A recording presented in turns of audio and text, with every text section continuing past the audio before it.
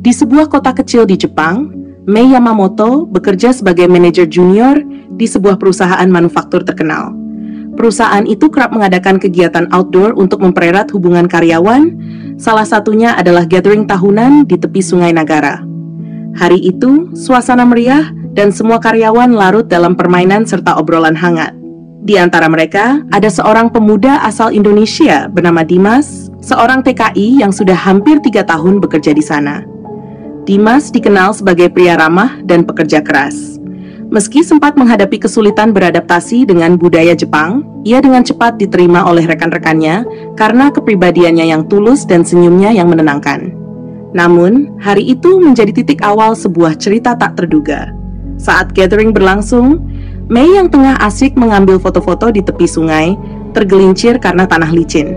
Ia terjatuh ke air dan terseret arus yang cukup deras. Suara teriakannya menarik perhatian semua orang, tetapi hanya Dimas yang bereaksi cepat. Tanpa ragu, ia melompat ke sungai, berenang melawan arus, dan berhasil menarik Mei ke tepian. Keduanya basah kuyup, dan Mei yang masih gemetar berulang kali mengucapkan terima kasih dengan suara bergetar. "Daijoubu desu ka?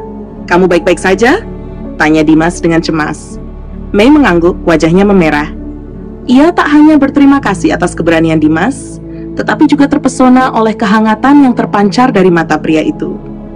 Sejak insiden itu, hubungan Mei dan Dimas semakin dekat. Mei sering mengajak Dimas makan siang bersama di kantin kantor, membicarakan hal-hal ringan hingga topik budaya Indonesia yang membuatnya penasaran. Dimas juga membantu Mei memahami beberapa aspek kehidupan sederhana yang sering ia lewatkan, seperti menikmati secangkir teh di sore hari atau mendengarkan suara alam. Meski perbedaan budaya dan bahasa cukup besar, keduanya merasa nyaman bersama. Namun, kebahagiaan itu tak berlangsung lama.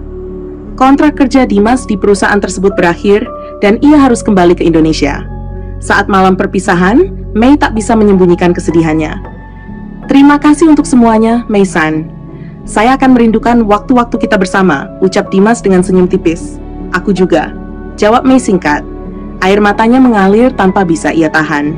Meski tak ada pernyataan cinta yang terucap, keduanya tahu bahwa perasaan itu ada. 3 tahun berlalu.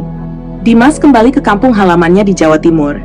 Ia membantu keluarganya mengelola usaha kecil-kecilan sambil mengembangkan keterampilan baru. Selama 3 tahun itu, ia dan Mei masih saling berkomunikasi lewat email dan sesekali panggilan video. Namun, jarak dan kesibukan seringkali menjadi penghalang. Sementara itu, Mei semakin maju dalam kariernya. Berkat kerja keras dan dedikasinya, ia kini menjabat sebagai kepala departemen di perusahaan yang sama. Meski sibuk, bayangan Dimas tak pernah benar-benar hilang dari pikirannya. Hingga suatu hari, sebuah email dari perusahaan memberitahukan bahwa Dimas akan kembali ke Jepang sebagai konsultan proyek. Mei tak bisa menyembunyikan kegembiraannya. Hari itu juga, ia menyiapkan rencana untuk menyambut kedatangan pria yang telah lama ia rindukan. Ketika Dimas tiba di Jepang, ia disambut oleh Mei di bandara. Kini Mei terlihat berbeda, lebih dewasa, lebih percaya diri, namun senyumnya yang hangat tetap sama, membuat Dimas merasa seperti pulang ke rumah. "Selamat datang kembali," ucap Mei. "Terima kasih, Mei-san," jawab Dimas, matanya berbinar. Hari-hari berikutnya terasa seperti pengulangan momen-momen indah mereka dulu. Bedanya, kini tak ada lagi batasan atau keraguan. Mei yang dulu hanya mengagumi Dimas dari kejauhan, kini berani mengungkapkan perasaannya. "Sejak hari di sungai itu, aku tahu kau adalah orang yang spesial," kata Mei suatu malam saat mereka berjalan-jalan di taman. Dimas tersenyum, menggenggam tangan Mei dengan lembut. "Aku juga, Mei. Bahkan saat aku jauh, kau selalu ada di pikiranku."